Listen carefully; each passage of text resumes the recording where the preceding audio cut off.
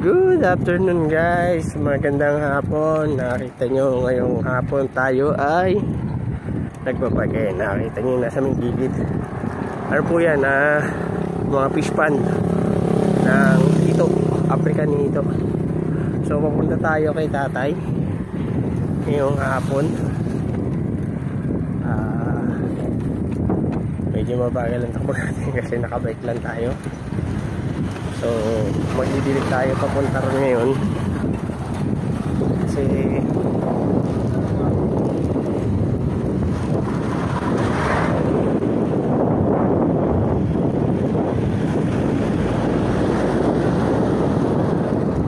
makakasunod tayo mga bike at saka mga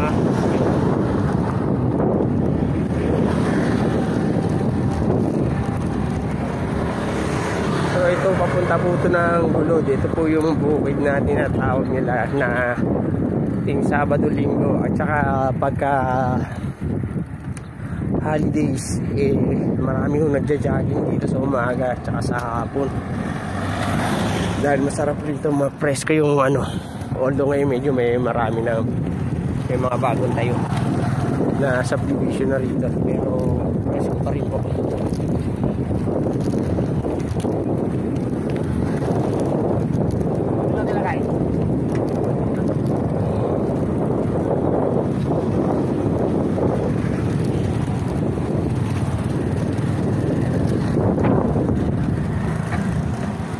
Ay, nakita niyo yung background ko sa likod, yung papunta po na yun sa may likod, pabalik po yun doon. Ibang daan naman yung papunta po ng tinatawag nila yung Baklaran, Barangay Baklaran.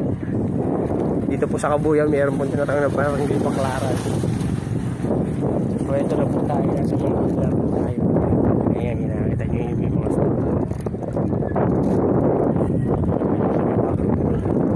dito po, ito yung pinakagitna po ng rito ng bukid. Dito po yung mas marami na jogging tsaka pagka kumakain sa umaga tsaka sa hapon po.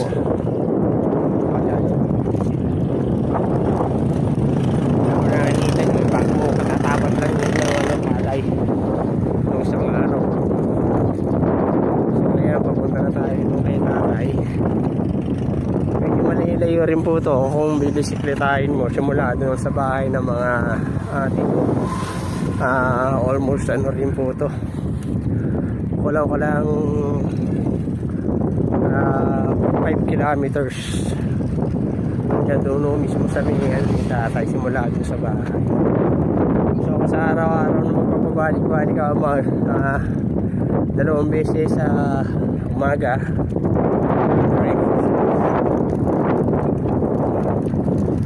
So ayan, kung nakakita nyo nasa likod natin subdivision yan. Tapos ito sa kabilang side na to sa may na yan, saging, ginagawa na rin yan, karugtong yan na subdivision. Karugtong na subdivision yan yung nakita nyo kanina doon sa may na likod na view natin. So medyo malayo-layo pa tayo, doon pa tayo pupunta yun. Nakita nyo yung doon pa yung ni tatay. Ito masarap lang dito kasi katulad niya ayan palayan pa po yan. Aanin pa lang po itong palay na nandito yan sa natin yan. Tapos ito rin sa kabilang side yan aanihin pa lang po yan. Nakakita niyo kulay ko na. So kaya masarap dito lalo na pagka umaga. Sarap yung simoy ng hangin, fresh po talaga. Kaya miski yung maglakad ka o mag-jogging ka sa umaga, tapos pagdating doon sa may gitna maraming bilihan doon, lalo na yung mga sariwang gulay, mga tanim din po rito ng mga nag-aano po rito, nagsasaka po. Ayun, isang araw, ito siguro kanina lang to o kahapon po to, ayan, inani. Nakikita nyo, ayan. Kahapon lang po siguro yun, inani. Kasi isang araw na natin yun, wala pa po yan.